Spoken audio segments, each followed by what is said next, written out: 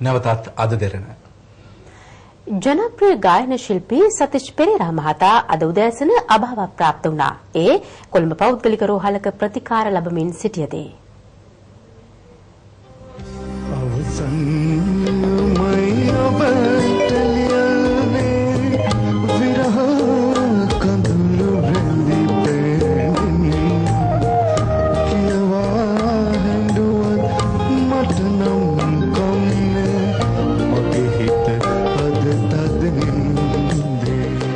ජනප්‍රිය ගායක සතිෂ් පෙරේරා මහතා උපත ලැබුවේ 1969 වසරේ මැයි මාස 29 වෙනිදායි.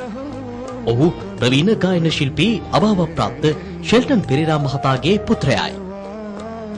කුඩා කල සිටම සංගීත පසුබිමක් සහිත පවුල් පරිසරයක් උරුම වූ සතිෂ් පෙරේරා සහෝදර සහෝදරියන් 5 දෙනෙකුකිනුත් පවුලේ තුන්වැන්නා වූ අතර ඔහුගේ බාලම නැගණිය වන අනුරාධා පෙරේරාද ගායන ක්ෂේත්‍රයේ නිරතව සිටිනවා.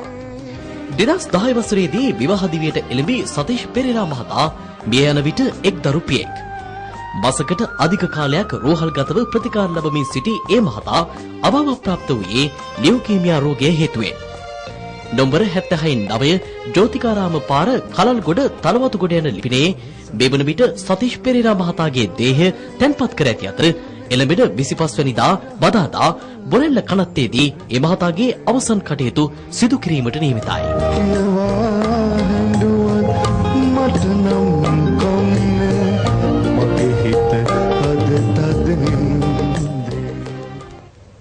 විරාමයකින් පසුව අද දෙරණ කෙලිබිම. මැරතන් තරගාවලියේ 23 වන ස්ථානය හිමි කරගත් ශ්‍රී ලංකා මැරතන් ක්‍රීඩක අනුරාධ ඉන්ද්‍රජිත් කුරේ ලන්ඩන් ඔලිම්පික් උළෙල සඳහා ඊයේ සුදුසුකම් ලබා ගත්තා. ධාවන ශූරී සුසන්තිකා ජයසිංහට පසු පරිසාධන මට්ටමේ ඉක්මවා ඔලිම්පික් උළෙලකට සුදුසුකම් ලබාගත් ප්‍රථම ශ්‍රී ලාංකික ක්‍රීඩකයා වන්නේ ඔහුයි. ක්‍රීඩක ක්‍රීඩිකාවන් 37500කගේ පමණ සහභාගීත්වයෙන් පැවති ලන්ඩන් මැරතන් තරගය අනුරාධ පැය 2යි විනාඩි 17යි තත්පර 50කින් නිම කළා. ඒ අනුව විනාඩි 2යි තත්පර 18ක් ලෙස සටහන් වූ 20 වෙනි ඔලිම්පික් පරිසාධන මට්ටම යටතේ ඔහු ලන්ඩන් ඔලිම්පික් උළෙල සඳහා සුදුසුකම් ලබා ගත්තා. අනුරාධ මෙවර ලන්ඩන් ඔලිම්පික් උළෙල සඳහා ශ්‍රී ලංකාවෙන් සුදුසුකම් ලබාගත් පළමු මලල ක්‍රීඩකයාද වනවා. ඔහු 2004 වසරේ ඇතන්ස් නුවර පැවති ඔලිම්පික් මැරතන් තරගයට සහභාගී වූ අතර එහිදී ඔහු හිමි කරගත්තේ 30 වැනි ස්ථානයයි. වයස අවුරුදු 20න් පහළ පාසල් ලීග් රග්බි තරගාවලියේ ඒ කාණ්ඩය යටතේ ඉසිපතන විද්‍යාලය සහ මහනුවර විද්‍යාර්ථී විද්‍යාලය අතර ඊයේ පැවති තරගය ජය පරාජයෙන් තොරව අවසන් වුණා. තරගය පැවැත්වුණේ රාජකීය විද්‍යාලීය රග්බි ක්‍රීඩා පිටියේදී. තරගයේ ආරම්භයේ සිට දෙපිළම ඉතා තියුණු ක්‍රීඩා විලාසයක් අනුගමනය කළා.